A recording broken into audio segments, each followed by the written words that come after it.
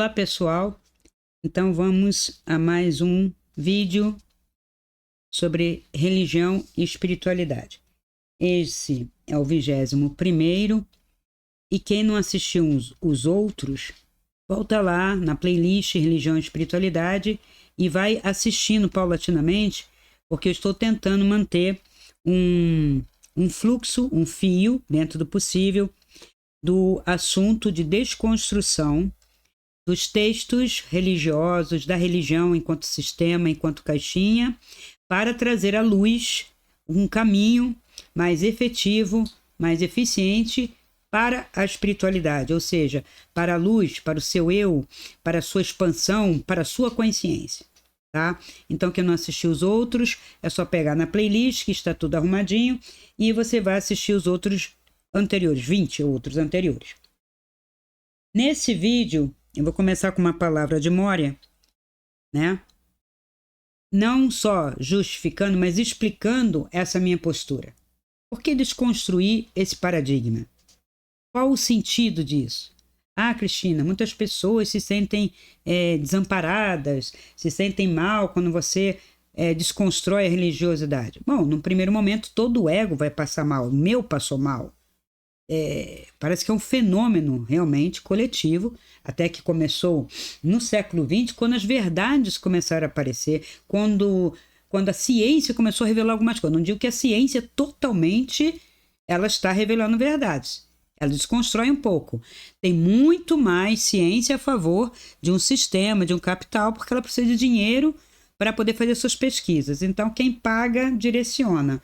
E aí fica meio complicado você dizer que é a isenção, né?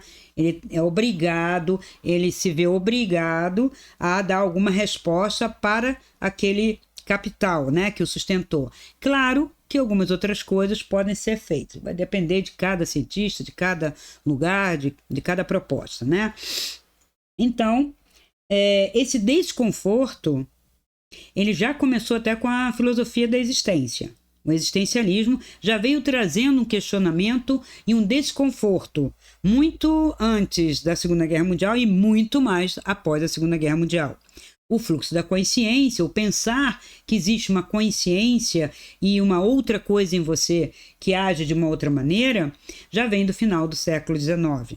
Com alguns estudos, início de uma proposta da filosofia da mente, que derivou numa psicologia, que depois derivou em outras coisas, que não buscam muito essa verdade, e sim só descrever o ego, né? Que na verdade é a filosofia do Freud e de outros, acabam descrevendo, colocando síndromes, tentando classificar o homem, né, em diversos comportamentos, mas não há proposta de superação nem de mudança. E quem trouxe essa proposta de superação e de mudança até foi Jung, e que justamente foi estudar o fenômeno religioso, né, até religiões, entender o que é uma sincronicidade, que fenômeno é esse. Então ele se colocou como um verdadeiro cientista da mente, dos fenômenos humanos, né? É um cientista da humanidade, não existe só cientista material físico, ou somente da biologia, né, da vida, ou somente dos elementos químicos. É um cientista humano. É bobagem quem fala que as ciências humanas não são ciências de verdade. Oh, meu Deus do céu. Então, vou começar com uma citação de Moria. 3 séculos depois da partida do abençoado, ele está aqui se referindo ao Cristo, né?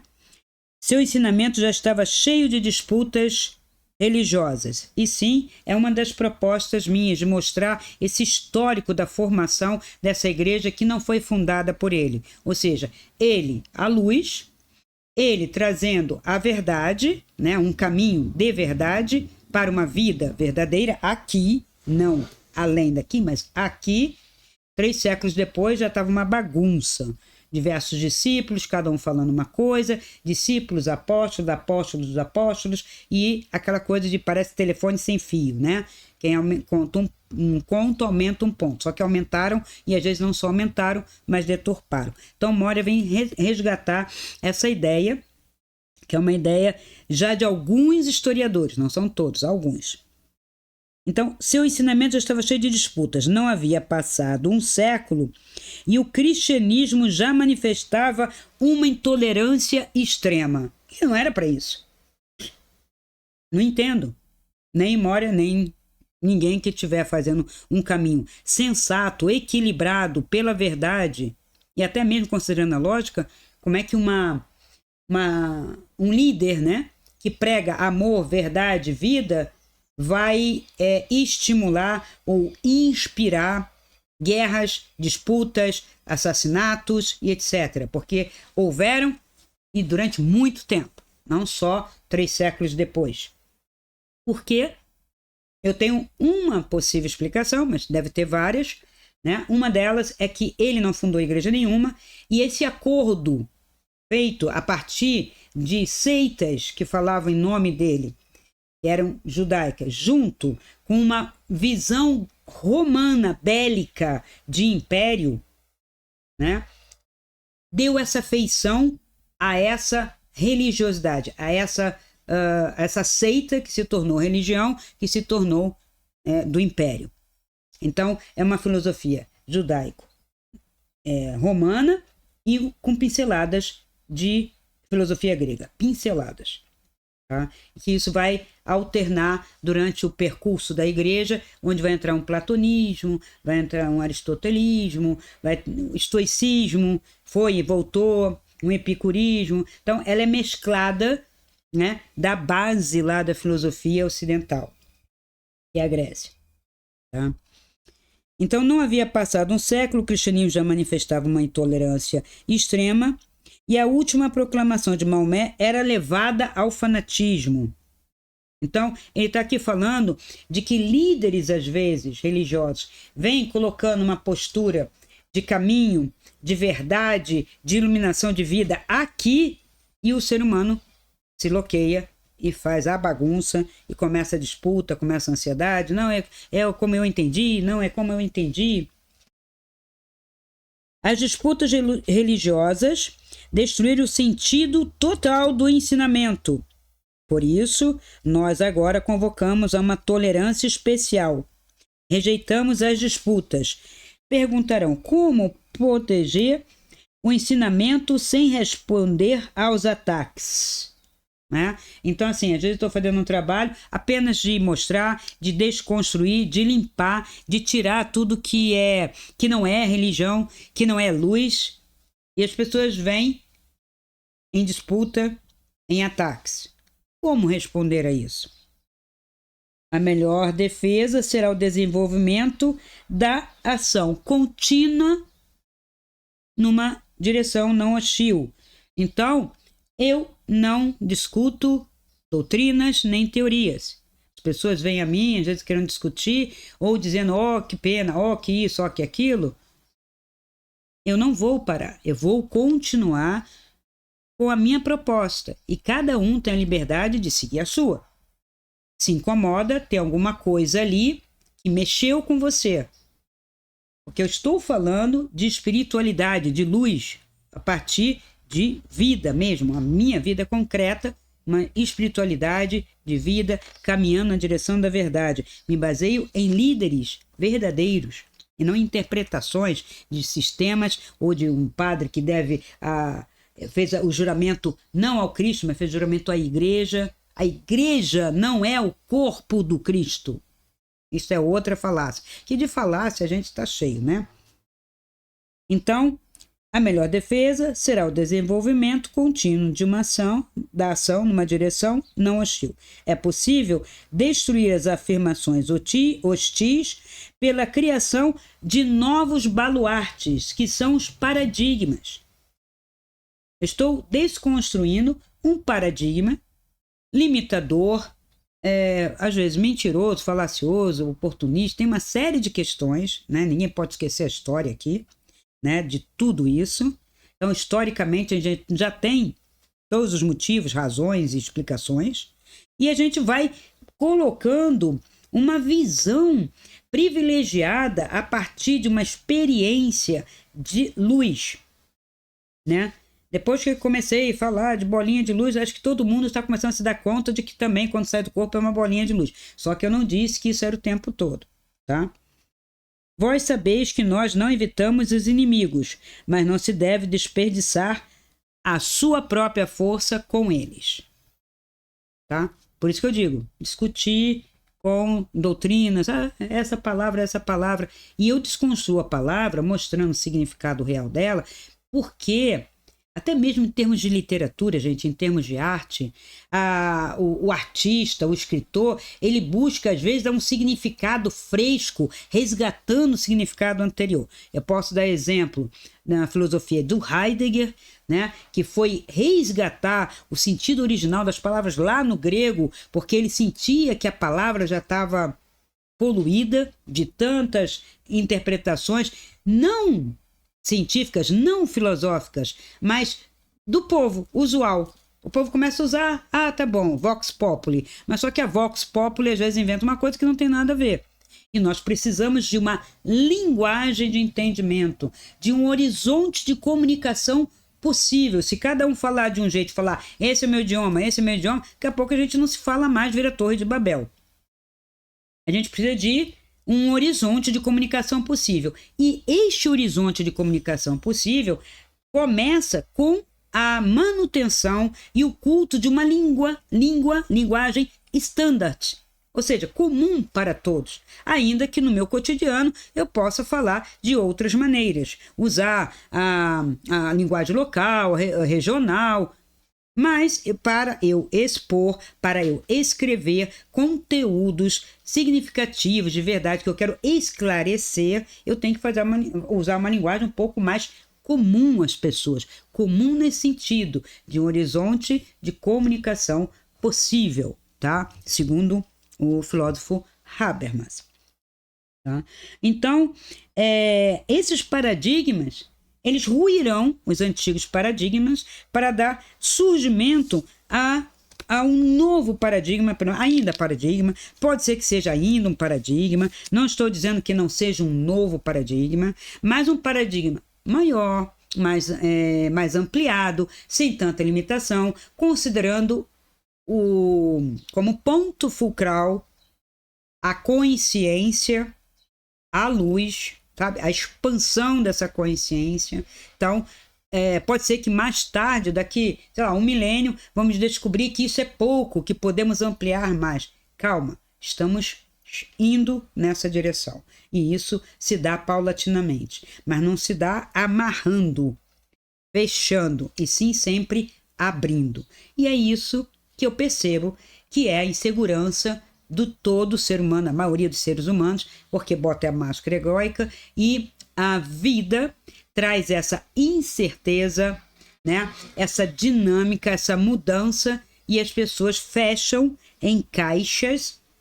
Quem fechou foi o próprio ser humano. Não foram seres que vieram fechar a gente em caixa. Nós criamos isso. Nós nos fechamos. Com receio do quê? Das mudanças, das incertezas. Né? E quando foi declarado no final do século XX, né? Agora, aqui pouquinho aqui atrás, né? Em 1990, né? 90 e pouco, o fim das certezas, né? A desconstrução da razão. Que razão? Uma razão que estava calcada em paradigmas anteriores. Só que isso, infelizmente, não foi levado adiante, provavelmente pelo fato das pessoas terem reagido. Mas como assim? A ciência não tem mais certeza? Ninguém mais dá certeza? A religião não tem certeza? Então, entra o sistema criando lugares de conforto para as pessoas relaxarem, ainda que numa inverdade e na mesmice, tá? Para depois reclamar. Faz parte. Então, eu não vou continuar o tema anterior que eu tinha prometido, né, que eu tinha falado do primeiro Gênesis e o segundo Gênesis, muito importante de entender o primeiro e o segundo. Ele está, vamos dizer, resumido ali. O primeiro é quem copiou, né, o narrador eloísta, e quem copiou, né, juntou o eloísta e o javista, não sei se sabia o que estava fazendo, mas colocou, ou talvez seja isso mesmo, eu não sei qual que é o melhor, e coloco os dois. Os dois têm um significado para quem de longe, né, lê criticamente, e é preciso ler criticamente, tá? Por quê? Porque se um tem uma certa contradição em relação ao outro, eu já percebo que aquilo não é uma palavra sagrada, né? É o homem tentando entender o sagrado, é o homem tentando explicar ou trazer algo para cá que ele imagina que seja o sagrado através da linguagem. Então, eu vou dar continuidade, não ao Gênesis, depois eu trago alguma coisa, e me pediram, e eu vou fazer o próximo vídeo, que será Adão e Eva e a serpente, tá? Mas quero deixar claro para vocês que essa desconstrução, e também existem outros textos mais completos de um Gênesis 1 e de um Gênesis 2, tá? Eu posso trazer depois para vocês a leitura disso aqui, para a gente completar e ampliar um Gênesis resumido dentro da Bíblia, um texto talvez mais palatável, mais fácil, né? Dentro da visão que se tinha, né? Na época que se montou o texto. E ainda que a leitura esotérica, uma leitura gnóstica, possa trazer uma série de possíveis explicações para tudo isso, ainda assim é a afirmação de um mesmo paradigma, tá? E o que fica para a maioria das pessoas, porque isso está escondido, né? A leitura gnóstica, a leitura cabalística não é para todos. Então, se não é para todos, existe um texto que é para a massa, é para controlar todo mundo. Mas é isso? Isso que seria verdade para todo mundo? Quem determina que essa parte da humanidade tem que ser controlada e tem que ter esse texto? Agora, essa minoria aqui, privilegiada, vai ter outro texto. Tá? Esse tipo de preconceito, esse tipo de manipulação é que desde que eu me entendo por gente é que eu fui contra. Onde está escrito? Quem determina? Porque se há uma determinação, alguém determinou. Ela não é natural. Tá? Tanto é que eu recebi esse texto e fiz outra coisa, e fui buscar outra coisa. Então, porque é possível. E dessa outra coisa, das interpretações, eu fui além, porque eu fui pela parte prática. Então, falando da minha parte prática, do meu caminho, só um pouco, né, para mostrar a vocês que tem sim uma espiritualidade prática, que não é só teoria, que não é só estudo, mas o estudo é importante para isso. Primeiro ponto, desconstrução de paradigmas e crenças limitantes, né, que limitam a sua consciência, a sua expansão. Então,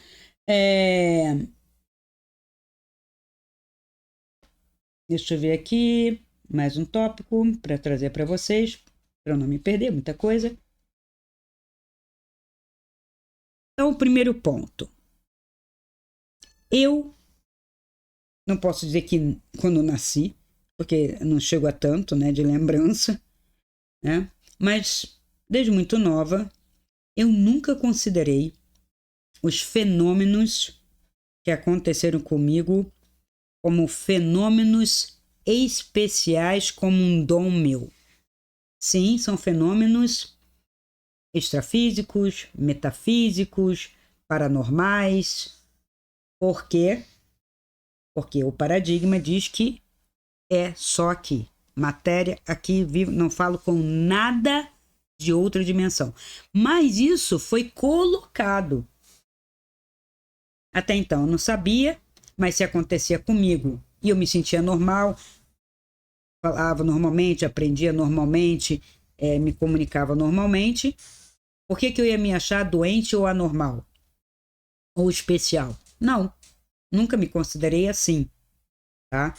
Considerei que eu ia fundo nas coisas e tal, temperamentos diferentes. Gostava mais de estudar, meu irmão gostava mais de brincar. Tem criança que gostava de brincar de pique, eu gostava de brincar de quebra-cabeça. Então, são diferenças. Eu cresci com essa noção de tolerância da diversidade. Pode ter vindo de outra encarnação ou de outras encarnações, tá? O que eu percebo é que hoje a criança não só nasce, mas tem seres que vão logo induzindo uma discriminação. Este é o modelo certo. A criança tem que se alfabetizar na idade tal, tem que começar a andar não sei quando, tem que... Senão, pronto, aí já está doente. E essa é uma doença do ser humano, do paradigma, não de quem nasce agora, tá? Então, se inventa uma série de síndromes também, porque se tem um modelo, esse modelo não é revelado. Que modelo é esse de pessoa, de ser humano ideal? Às vezes vai ser uma topeira, né? Porque ele não pode isso, não pode sair do corpo, não pode pensar isso, não pode questionar aquilo, não pode ficar quieto com a sua arte, que já é autista, não sei o que, não sei o que lá. Porque tem autista e tem autismos, tá? Tem uma pessoa que não foca e tem um monte de síndrome de TDAH por vícios. Veja, ou a pessoa bebe, ou a pessoa joga muito videogame, ou a pessoa vive o tempo todo no TikTok e outras coisas, e aí depois quer ter atenção. Viciou o cérebro numa série de dispersão e depois quer ter atenção. Então, que modelo é esse? Existe um modelo único de ser humano para a gente seguir? Aí a sociedade impõe. Por quê? Porque ela teme essa diversidade. É o controle de cima para baixo que teme essa expansão sua, que teme que você se liberte, que teme que você faça um caminho verdadeiro. Entendeu? Então tem que prestar muita atenção nisso. Então, quando eu nasci, né, quer dizer, 2 aninhos que eu tive aquela visão e depois comecei a aprender a ler. Eu comecei a aprender a ler com você que não estava ali. Eu na hora nem me dei conta se estava, se não estava. Não entrei no mérito da questão, que eu não ficava com 2 anos pensando, esse ser veio do astral. Não, simplesmente era meu amigo que me ensinou a ler. Então, tem amigos imaginários reais e tem amigos imaginários. Estou falando amigo imaginário porque os pais dão esse nome, né? E os psicólogos também, né? E tem manifestações. Então a criança já está uma clarividência. Aí você inibe. Não existe, meu filho, não existe. Aí a criança vai condicionando no cérebro e apaga aquela manifestação da memória. Não quer dizer que não continue existindo contato, tá? Apaga da memória, a pessoa não lembra mais e começa a afirmar que só existe aqui, que tem que viver aqui. Sim, tem que viver aqui, mas não precisa viver desta maneira. Fechado na caixa, e que depois que morre, então aí, sabe, essa coisa do depois, futuro, esse futuro não existe assim, dado. É um futuro que se constrói. Eu posso mudar, justamente a encarnação tem esse bônus. Eu posso vir aqui para fazer tudo diferente do que fiz em várias outras encarnações, me melhorar e me superar. Posso. Numa só encarnação, posso. Vai ser um processo violento, mas vai fazer. E tem. E tem seres que fazem isso. Posso fazer ao longo de encarnações. Ou seja, eu passando por aqui, eu melhoro-me enquanto ser, né? Alma, individualidade, singularidade. E ao viver aqui, eu já vivo de uma maneira diferente de uma pessoa que não tem consciência, de uma pessoa que não faz nenhum trabalho de superação. Veja, se eu compreendo que o caminho do meio, que é o caminho de uma moderação, é benéfico para mim, para corpo, mente, alma, espírito, consciência, e eu faço, eu já estou vivendo aqui de uma maneira diferente de uma grande massa, tá? E acha que pode tudo. Eu posso, mas não devo. Por quê? Porque eu quero viver sem remédio, sem dependência, com saúde, com vitalidade, com bem-estar, né? Me movimentando, 80 anos me movimentando, nadando, correndo se possível, andando de bicicleta, sabe? É proposta. Eu não me entrego ao sistema, eu não me entrego aos outros. Isso são as dependências e os apegos. Então, quando eu não cuido de mim e depois eu me volto para o entorno e digo, agora vocês têm que cuidar de mim, eu também não entendo isso. A gente cuida quando há um acidente, quando saiu de um programa. Agora a pessoa bebe, faz um monte de besteira, sabe? Se joga, não quer pensar em ninguém, passa uma vida sendo egoísta e você deve a ela um cuidado? Porque ela é doente. Não, se ela fosse doente, ela tinha se tratado, tinha remédio. E não tem remédio para esse tipo de coisa, tá? Não tem remédio para egoísmo, não tem remédio para orgulho, não tem remédio para os vícios, não tem. A pessoa decidiu se entregar a isso. É escolha. Não é um arbítrio, mas é uma escolha. Ela tem essa liberdade, mas ela tem que saber também. Isso é uma lei. Não inventei. Se você faz, você assume. Até a gente tem isso aqui. Se você faz, você confessa e assume. E veja, os advogados de defesa às vezes tentam botar o pano quente, mas quando o fato, é difícil. Entrem em acordo. E só que quando você passa por uma dimensão verdadeira que não tem esse jogo, você tem que dar conta. Não é castigo. Você observa, e quando você observa em verdade, você mesmo quer dar conta daquilo. Você mesmo se cobra. E você não vai estar num lugar legal. E você não vai querer ficar ali. Num lugar que não é bom. NEQMs dão conta disso. Existe densidade? Existe. É uma coisa também que a ciência diz que não existe nada para além mais denso do que isso aqui, terceira dimensão. Mas se isso aqui é terceira dimensão, é porque tem uma segunda. Mas não é segunda plano.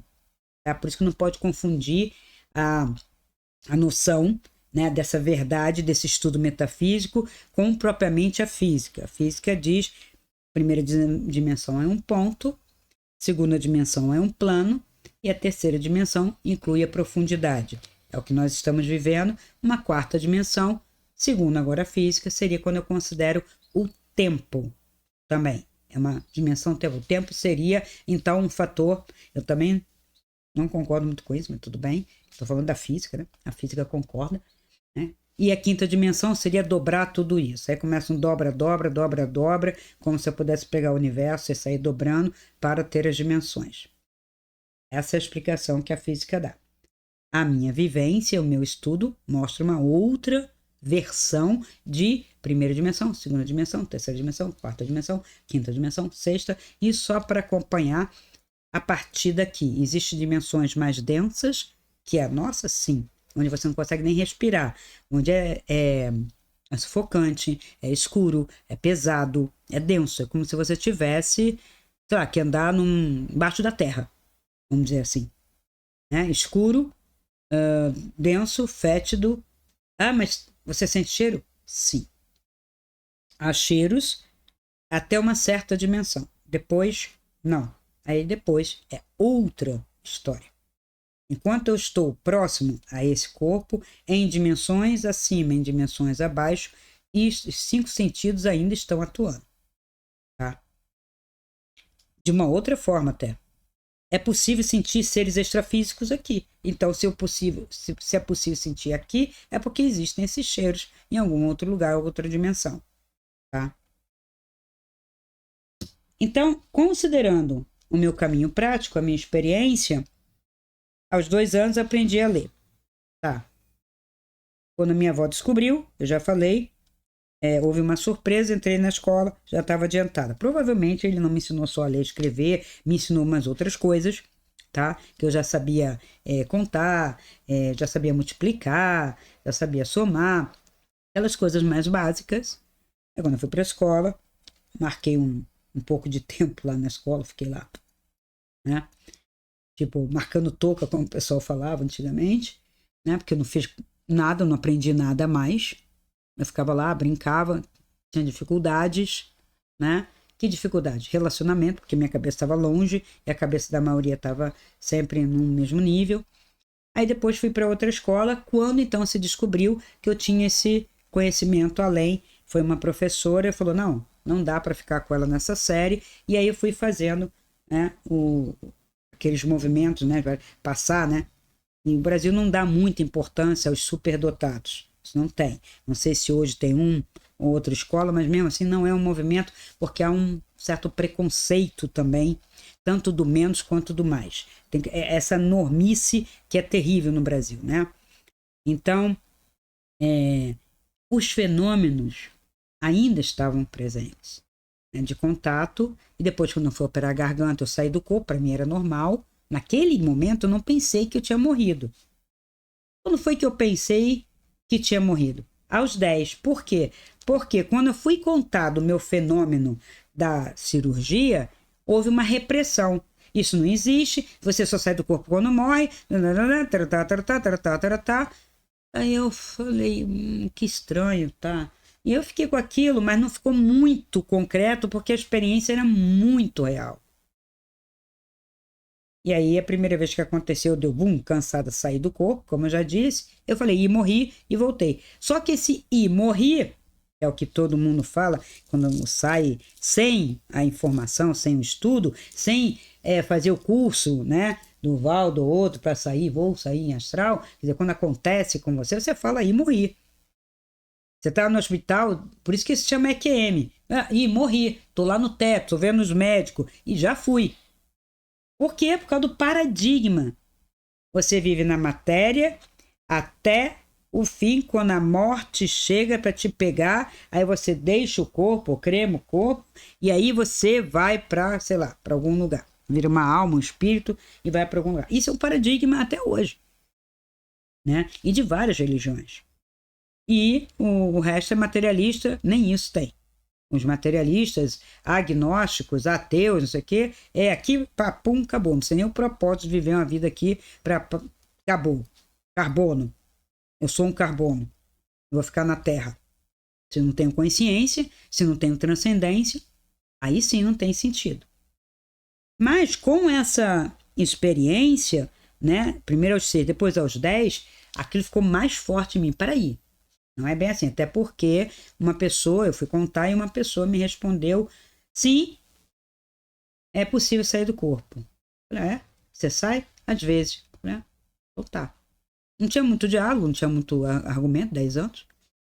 Só fiquei com aquela certeza. Então, minha mãe não tá falando a verdade, que foi quem disse que não podia sair. Mas eu também já desconfiava porque ela seguia um paradigma muito radical, né, de religião. E aí, começou minha trajetória. Agora eu quero sair. Agora eu quero ver o que é isso. Agora eu quero conhecer. Então, quando a pessoa fala assim, você teve a sorte, eu não tive a sorte, não. Eu tive a teimosia. Fala, nossa, você é teimosa, hein, Cristina? Aí eu vou concordar com você. Sim, sou teimosa. Insistente, persistente, se você quiser botar teimosa.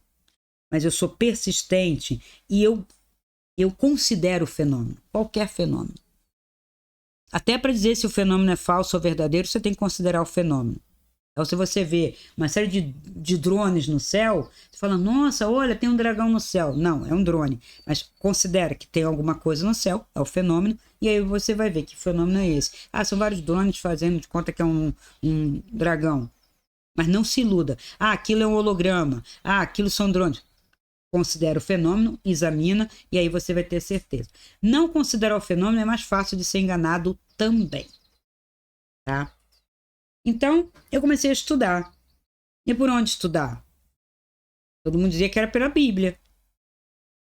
E aí, quando eu comecei a ler a Bíblia, eu tinha mais ou menos 12 anos, eu gostei dos ensinamentos do Cristo, achei o fera, esse cara, eu quero copiar isso aqui, eu quero isso aqui. O resto, não gostei, meio estranho, sabe? Eu tinha uma leitura já crítica. Mas que esquisito, isso aqui não procede, mas isso aqui é contrário, sabe? Aí eu comecei a perceber contradições, coisas que não tinham que estar ali, né? Uma mortandade danada. Você faz assim no Antigo Testamento, às vezes, sai sangue, né? E na palavra do Cristo, não. Aí eu falei, pô, o que isso tem a ver com isso? Aí a primeira briga minha foi essa. Isso aqui é antes, não tinha que estar aqui. O evangelho para lá é o depois, então eu já achava que tinha que separar. Outra questão é que o caminho é completamente verdadeiro. E não tinha igreja.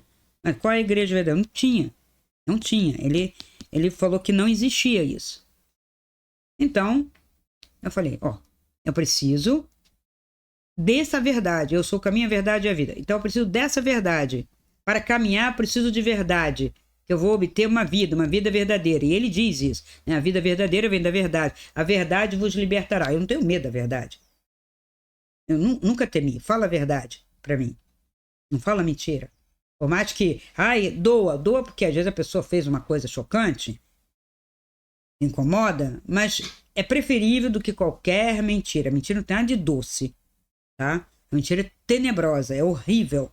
Não existe esse negócio de que eu preciso mentir para que você se sinta bem. Eu não faço isso, tá? Mesmo nas minhas terapias eu peço que a pessoa fale a verdade, porque com a verdade eu sei lidar. Se você diz que eu tô com essa pedra rosa no sapato, você tá. Agora, você diz que não, que você manca, que você... Eu nunca vou conseguir tratar, nunca vou conseguir tirar a pedra do seu sapato, tá? Então é preciso ver o fenômeno, encarar essa verdade. Então fui buscar E aí, acabei parando, claro, numa sociedade, numa escola, né, iniciática, né, uma filosofia, um estudo. Tem nada de, ai, coisa negra, cabala negra, maçonaria, Illuminati, não sei o quê. As pessoas falam umas coisas assim e não percebe que está repetindo de um sistema que quer te manter, te controlar, começa a inventar um monte de baboseira. E muita coisa é o quê? Entretenimento. Você viu filme demais. Você considerou filme demais. E vocês pensam que não entram? É justamente o ensinamento e o paradigma que entra mais fácil é através do entretenimento. Tá lá vendo os filmes do Dan Brown. Ai, maçonaria, complô, não sei o quê, a igreja, o lado oculto da igreja, não sei o quê. Só que ninguém desconstrói nada, diz que é uma outra ordem lá dentro, começam a inventar. Aí daqui a pouco tem um monte de gente falando mal da maçonaria, falando mal de escolas iniciáticas. E eu digo para eles, uma coisa é uma escola iniciática, outra coisa é uma escola com esse nome e que faz magia negra lá dentro, ou que faz um monte de salada, um monte de coisa, invoca o que não sabe, né? Chama o que não sabe, mistura, faz uma lambança. Porque magia negra, pra mim, muitas vezes é uma lambança. É sangue pra lá, é bicho pra cá, é porcaria de não sei o quê. Eu nunca vi a luz usar isso daí pra curar, pra fazer nada de bom, tá? Goécia. Outro dia, uma cliente veio falar de Goécia. Goécia negra, pra isso, pra aquilo. Gente, pelo amor de Deus, né? Agora, que existe, existe. Por quê? Porque são pensamentos densos que se concentram ali. Como funciona? Porque você vai atrair um monte de seres do astral bem baixo e aquilo tudo vai para cima de uma pessoa, vai para cima de você, vai para cima de quem fez. É loucura. É loucura. E como é que eu sei disso? Experiência. Então, quando eu fui buscar a escola, eu queria entender principalmente os fenômenos.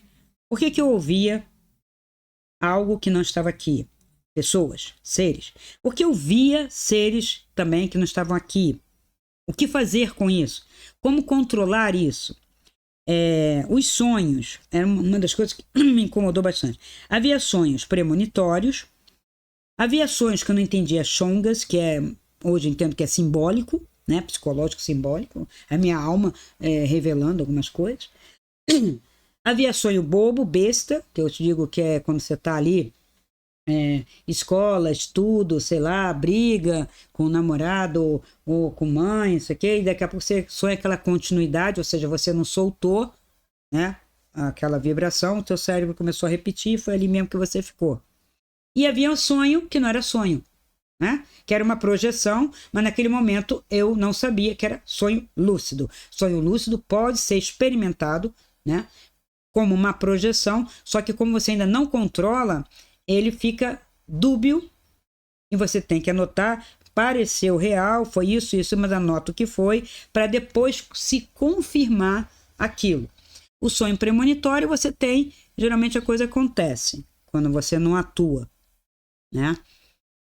E os sonhos bestas, todo mundo já sabe o que é. Eu não sonhar nada é não lembrar, tá? Essa atividade é uma atividade natural até dos animais e para a saúde até, né?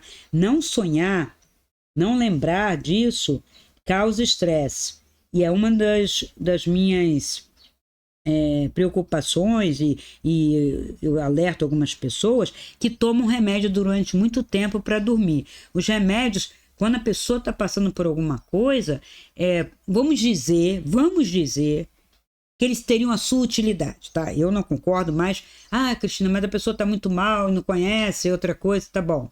Mas não tem que ser continuado. A vida inteira.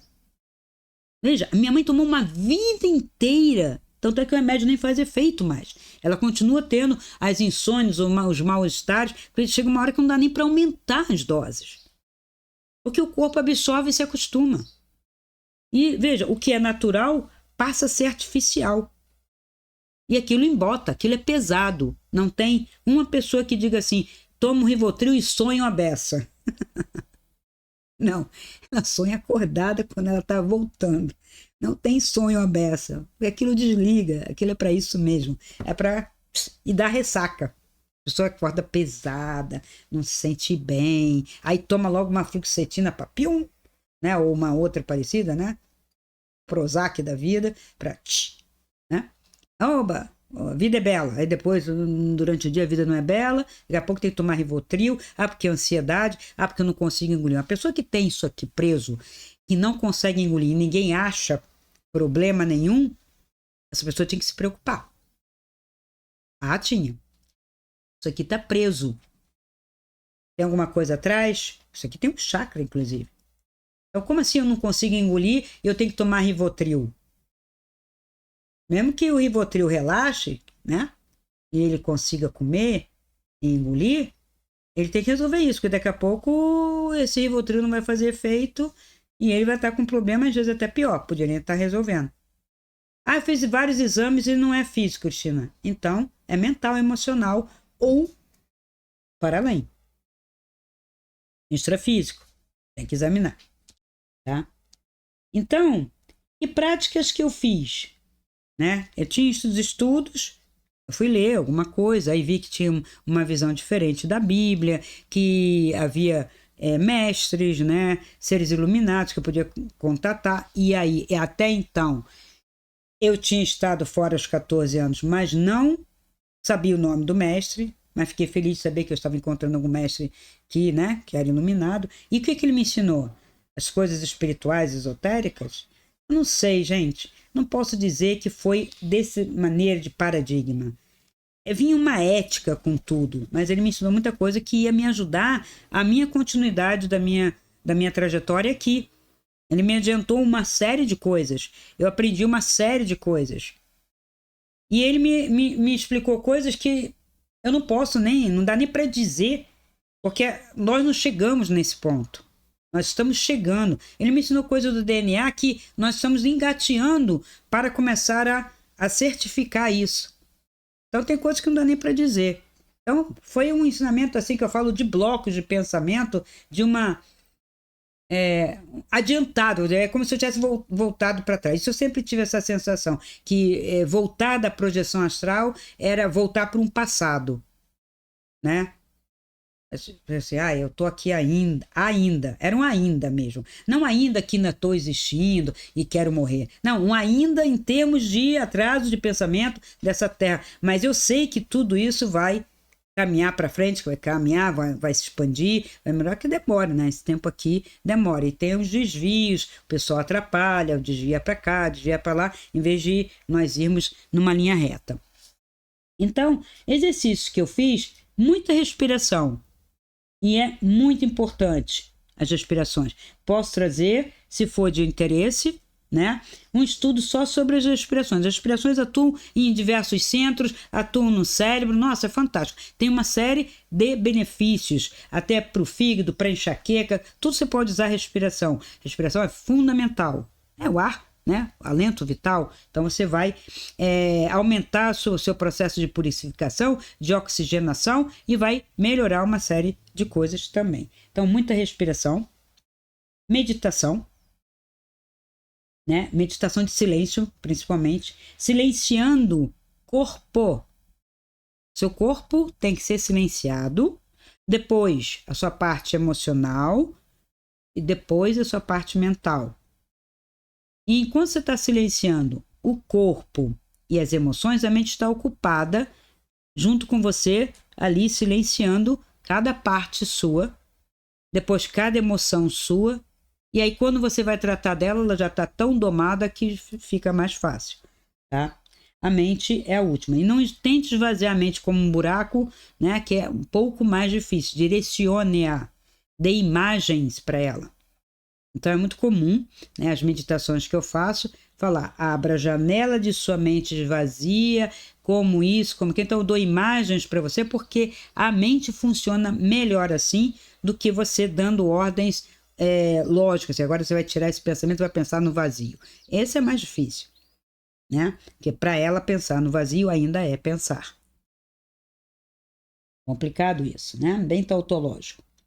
E eram respirações, meditações, meditação em silêncio, aquietação do corpo das emoções e depois da mente, muita observação, anotação e estudos.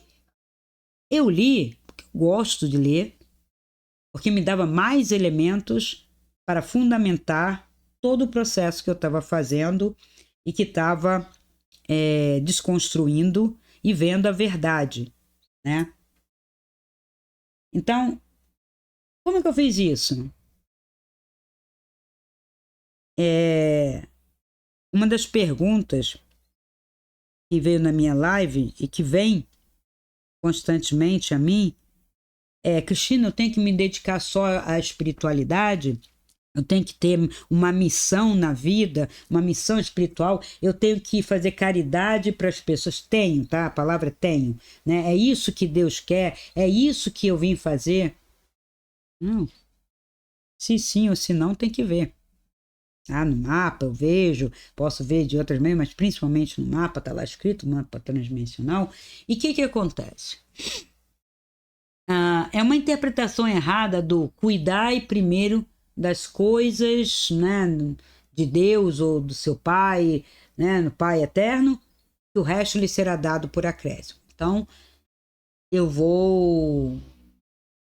venho para essa vida, eu vou ficar só rezando, só meditando, e o resto vai aparecer, né? Porque se o resto vai ser dado por acréscimo, ao pé da letra, como as pessoas estão interpretando, o dinheiro vai aparecer, a comida vai aparecer, a roupa vai aparecer, a casa vai aparecer.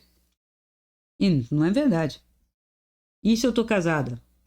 E o meu marido não quiser fazer isso? Eu vou ficar meditando, vou me separar. Ou vou dar margem para alguma coisa acontecer. E os filhos? Quem cuida? Quem cuida da casa? É aquela coisa, né? O cara tá lá, todo mundo tá em volta dele, cuidando dele, que ele tá quase morrendo. Ele fala assim: peraí, fulano tá aí, fulano tá aí, fulano tá aí. Quem tá cuidando da loja? Alguém tem que cuidar da loja, porque daqui a pouco a loja vai ser roubada, né? Uma brincadeira, mas que é verdade. Então, em nenhum momento a nossa criação é para isso. E o que é cuidar disso, né? Dessa verdade, dessa luz, né? Que só chama de Deus. Eu não tenho que cuidar de Deus. Deus não precisa de cuidado, nem as coisas dele precisam de cuidados. A minha essência precisa de cuidado. Então foi isso que eu fiz. Eu dividia meu tempo com a minha existência aqui, então eu tinha meus horários e comecei também a trazer essa prática para o meu cotidiano. Então eu tinha que me deslocar do ponto A ao ponto B, eu ia respirando, eu ia meditando, eu ia observando. Então eu estava o tempo todo cuidando e as coisas iam acontecendo, né? Não vou dizer para vocês que nunca fiz riqueza, e daí? Mas sempre me sustentei, passeei, assisti, morei, vivi, teve muitas dificuldades, culpa minha, responsabilidade minha, não coloco responsabilidade em ninguém nem nada, tá? Então, quando eu coloco aqui observação, muita observação, anotações, estudos e tal, e leituras, tudo isso era misturado junto com a minha vida, e eu tive uma vida acadêmica intensa. Meu mestrado não foi mestradozinho de 2 anos, de fazer uma dissertaçãozinha de 30 páginas. Meu primeiro mestrado, né, que eu fiz antes 2 pós-graduações de lato sensu, de filosofia e de literatura. E quando eu fiz o meu mestrado, eram 4 anos. Mais 1 ano de prorrogação possível se eu não tivesse conseguido defender minha dissertação. Eram 2 anos de disciplinas intensas, 3 em cada semestre. 3 disciplinas em cada semestre, no nível de mestrado, que é um nível mais aprofundado, assistindo aula. Então, isto foi a minha vida acadêmica. E qual foi a minha primeira dissertação? As histórias do homem. O que isso quer dizer? Eu estava analisando os discursos, as narrativas, já naquela época. Com 26 anos eu defendi. Pensando o quê? Num caso ali, academicamente, eu peguei 3 discursos históricos e 2 literários, mais ou menos da mesma época, romance histórico, né? Romance que dava conta. E texto de história oficial, dita oficial, e pedi para que a banca me dissesse que texto era de um historiador oficial e que texto era literário. E muita gente diz que o literário é uma ficção, é uma botando ficção igual mentira. E que o texto da história oficial, e depois ficou o texto jornalístico, é igual verdade. E isto é uma balela, eu digo academicamente. Você vai pegar um tabloide, que é um diário, né, um jornal diário, e vai dizer que aquilo é igual verdade, quando é sensacionalista, cada texto daquele não dá conta nem de fato, às vezes. Então, que texto é verdadeiro? Esse foi o meu primeiro questionamento, que hoje eu posso dizer as narrativas do homem. Então, se um historiador ele faz um texto parcial, dependendo de quem paga o texto, dependendo da época que ele constrói aquele texto das suas ideias, né, a respeito, eu posso nem ter o fato ali real que aconteceu, eu posso ter interpretações do fato que não vão dar conta realmente do que aconteceu, porque teria que ter 2 lados, pelo menos às vezes 3 lados, e depois mais uma versão, e isso a história não faz. Mesmo com a nova história, com um movimento que começou, um resgate disso. Então a mesma coisa acontece com a Bíblia. A Bíblia tem uma parte extremamente histórica, mas contada sobre um ponto de vista, e às vezes um ponto de vista contraditório de si mesmo. Então está faltando outros textos ali, até porque dentro da Bíblia, eu já contei, tem pelo menos 99 textos citados que não estão ali, que poderiam estar ali, que talvez trouxesse esclarecimento, considerando-se o Antigo, o Novo Testamento, até com cartas e atos e etc. Então, há muitos comentários, há textos que não são colocados ali, mas são citados como fazendo parte verdadeiro. Então, a gente tem que abrir os olhos com uma seriedade. E não é só a intenção, eu não quero saber de nada disso, tenho só uma intenção boa. Sua intenção não está boa, porque ela não está límpida, ela não está clara. Para eu ter uma boa intenção, eu tenho que limpar meu paradigma de preconceitos, de ideias errôneas e erradas. Né? E da história de um povo. Beleza, história de um povo, não quero aquilo. Aquilo é só contextualização. Porque a história de um povo será sagrada. Sagrada é a história do meu povo, então. E qual é o meu povo? O povo que eu nasci agora, o povo que eu sempre nasci no mesmo lugar. Então, tem uma série de coisas que é possível questionar. Então, quando eu fazia meus estudos, minhas anotações, veja, eu tinha que acordar mais cedo, porque eu tinha uma série de práticas para fazer.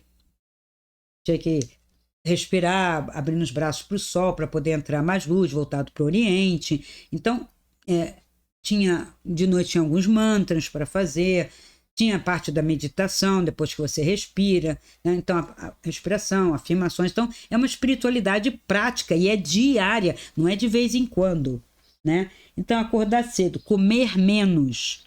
Sim, eu posso comer menos em cada refeição. Por quê? Porque quando você come até saciar, você come sempre além. Há um delay entre você se sentir saciado, entre você comer tudo, se sentir saciado, o cérebro captar isso. Tá? Então, se você sair com um pouquinho de fome, logo depois você vai ver que aquilo cessa, né? Não se entregar excessivamente a desejos, vontades, né? Preguiça para cá, diversão para lá, gula para cá, luxúria para lá. Tudo isso balança teu segundo centro.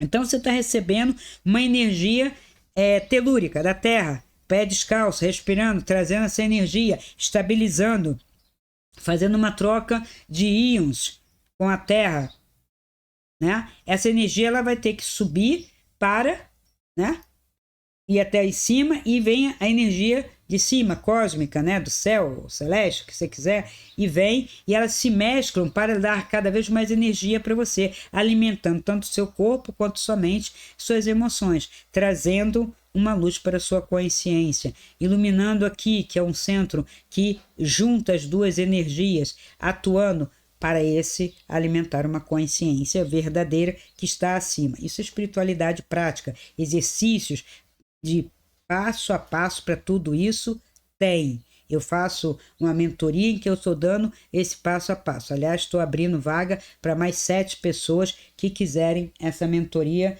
porque 7 se desligaram, saíram por diversos motivos, tempo e tal, né? Eu já dei aqui, ó, faz, acorda mais cedo e tal, mas as pessoas às vezes se enrolam, não é o momento delas, então eu vou abrir mais 7 vagas.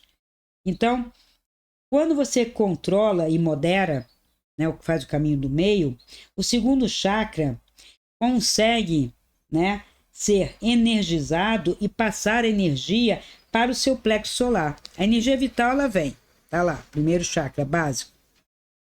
Essa energia tem que passar para o plexo para depois continuar. Se ela não vem até o plexo, passa metade, tudo, você já está desenergizado aqui em cima. Então não tem como a pessoa ser desregrada, ter o centro dos desejos completamente expandido e dizer que tem altas viagens astrais, faz altos contatos. Por isso que eu vejo que algumas pessoas até fazem um trabalho bom, né? Tem um rapaz até que faz um trabalhinho bom. Quando ele fala sobre mediunidade, tem médios e médios, os médios que estão fazendo mau uso de sua mediunidade é porque, na verdade, eles estão descontrolados no segundo centro, já desvia e já tem animismo, aí já não está mais fazendo nada.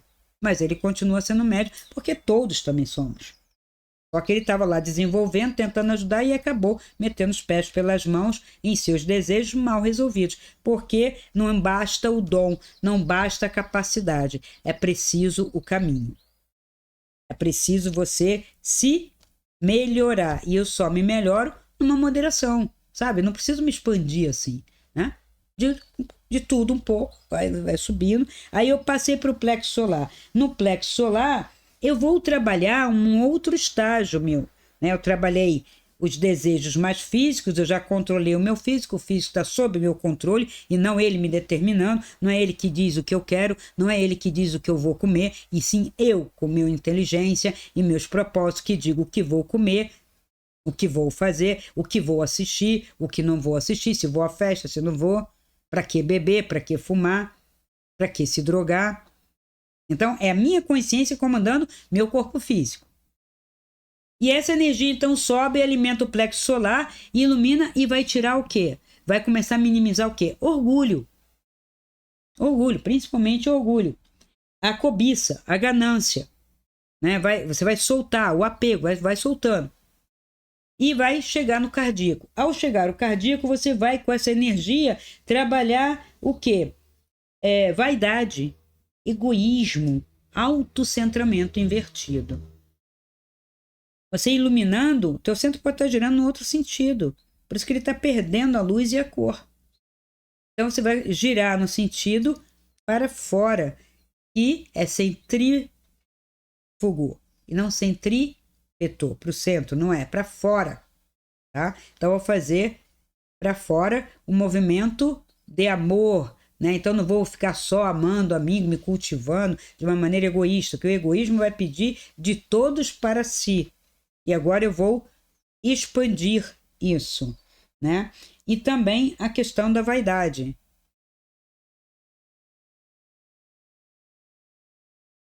Né? O self hoje, né? Eu já falei, na astrologia é o lado negativo do leão. Aquário, era de aquário, tá olhando para o leão dá o feedback e o aquariano está copiando uma coisa que nem é dele. Tá? A era está enaltecendo uma coisa que não é dessa era, mas é a sombra desta era, que é o egoísmo, o autocentramento voltado para uma vaidade, tá? Que são as questões que um leonino, um ascendente em leão, uma lua em leão tem que superar. Tá? Então, daí você já superou bastante coisa e fica mais fácil limpar e despertar os centros superiores e as suas projeções astrais ficarão melhores. O seu entendimento do que você faz quando você dorme, né? Quando seu corpo dorme, sua unidade deixa lá bonitinha, quando o que você vai fazer, você vai perceber melhor, porque você não vai ser assediado, você não vai parar no astral inferior. Só se você quiser, como mentor, fazer algum estudo. Eu digo para você, gente, já tem tanto estudo, tanta experiência, já é para a gente ir para além. Tá? Então, teve uma prática constante a partir de 12 anos. Então, eu tenho 50 anos nesse caminho. As práticas, elas vão se sucedendo. Então, as inspirações que eu fiz no início são umas. Elas vão aumentando em dificuldade e em expansão, elas vão ficando melhores e a qualificação de cada prática dessa também, a observação também, e começa a ficar como uma segunda natureza. Por isso que dá a impressão que é um dom. Não, é cultivado de forma até que seja tão natural que pareça um dom, mas é cultivado assim. Busca livro, busca algum lugar, pagando, gente. Não tem essa coisa de um dom de graça. Deus te deu de graça, você tem que dar de graça. Primeiro que eu não vou dar dom para ninguém, não vou fazer nada para ninguém assim, né? Então, para consulta, para fazer uma orientação, porque a consulta, mesmo de astrologia, mesmo terapia floral, mesmo de uma reprogramação mental, todas elas visam um despertar, um controle verdadeiro de si mesmo, um despertar da sua consciência, se observando, para você não repetir aquilo. Não é só tratar de um intestino ruim, não é só tratar de uma garganta trancada, né? É ver você como um todo, inteiro, como está a sua área tal, família, emprego, trabalho, realização, felicidade, seus hobbies para você se cultivar, né? O que você faz? Então é para tratar você como um todo. E as florais também, elas vão limpando e a gente vai subindo em categoria. Aí, depois que a pessoa já está harmonizada, já está com uma boa saúde, ela já está conseguindo manter, o que você quer ativar? Aí as florais vão ajudar você a ativar. Vamos ativar o 5º chakra para que você tenha uma melhor expressão e que também consiga ouvir melhor os planos extrafísicos, que a clarividência é dada pelo laríngeo. Sim, gosto, quero, né, para ouvir a intuição e tal. Depois, você quer este centro aqui mais ativado, mais iluminado, para acessar consciências, acessar conhecimentos, fazer coisas melhores, ter criatividade? Vamos acessar. E por aí vai. Melhorando o cardíaco, eu quero amar, eu ainda discrimino, não consigo amar todas as pessoas. Vamos estimular o cardíaco através também de florais, mas sempre mantendo o canal limpo. Então, a ferramenta, né, que eu criei, mas eu passei por ferramenta, é um conjunto de ferramentas que eu passei. Junto um pouco de conhecimento de psicologia, junto um pouco de filosofia da mente, como funcionam toda a inteligência emocional, como funciona esse processo, tá? Reprogramação mental, treinamento autógeno, programação neurolinguística e mais uma visão sistêmica, tá? Que envolve o DNA vibracional. Então, a minha ferramenta chamada PMT, né, que é uma programação mental transdimensional, tem esse conjunto de fundamentos, de estudos que foram experimentados por mim e que eu juntei numa só ferramenta. Ainda coloco a parte musical, que eu fiz musicoterapia, para ficar melhor, entrar melhor no teu subconsciente. Teu subconsciente não trabalha como funciona o teu córtex, a tua vigília. Teu subconsciente adora música, adora cores, adora imagens, adora símbolos. Então, precisamos disso. E quanto mais você limpar, melhor entra a luz, né? Para você ser um canal para si ou mesmo para o outro, vamos dizer, o canal não pode estar sujo. Quem está com o canal sujo vai passar uma energia suja, ainda que a energia do todo e do cosmos seja limpa, mas você que está fazendo esse trabalho. Então, isso já foi comprovado em lugares sérios de passe ou lugares que dão reiki. Se a pessoa não está bem, se a pessoa não está se cuidando, se a pessoa não está fazendo as suas próprias práticas, quando ela coloca as mãos, ela pode passar uma energia ruim, inclusive o que está nela para outra pessoa. E se a outra pessoa for sensitiva, então fez o estrago, tá? Então, temos que ter cuidado com tudo isso. Bom, eu vou encerrando por aqui, né? Que eu já falei dessa parte prática. Os exercícios práticos são dados na mentoria. Eventualmente eu posso trazer para cá sobre respiração, sobre meditação, tá? Que eu quero trazer, mas só algumas coisas, eu dar cursos disso. É melhor do que ficar num vídeo um pouquinho. Então, eu vou fazer um curso específico dos centros, um curso específico, né, dos tipos de expressão mais importantes, né, para você não sair precisando experimentar todos. E esses cursos estão sendo montados. Ah, Cristina, você anuncia os cursos? Não tá. Estou colocando na plataforma. Eu sou uma pessoa só. Eu estou fazendo tudo sozinha, né? Tem uma equipezinha para ver essa parte mesmo dos vídeos e tal, do áudio, mas é pouca coisa, a gente vai fazer isso com calma, tá? Que eu quero fazer caprichado para vocês, tá bom? Para ser definitivo cada um. Eu sou muito assim, do definitivo, bem bom, né? Para vocês usarem durante bastante tempo. E a gente continua desconstruindo os textos na próxima, né? Que eu prometo trazer o Adão e Eva e a serpente e ainda trazer alguma coisa dos outros Gênesis, né? Das cosmogonias e cosmologias, tá? E o próximo vídeo, depois desse, também será de projeção astral, que eu prometi também trazer algumas experiências minhas mais interessantes fora do corpo para falar de elementais, tá? Mas será num próximo vídeo. Agradeço a atenção de todos e até o próximo vídeo.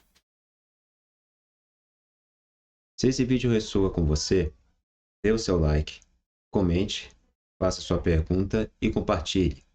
Assim poderemos alcançar um número maior de pessoas e ajudar o canal a crescer. Essa luz é para todos nós. Ajude-nos a iluminar essa rede.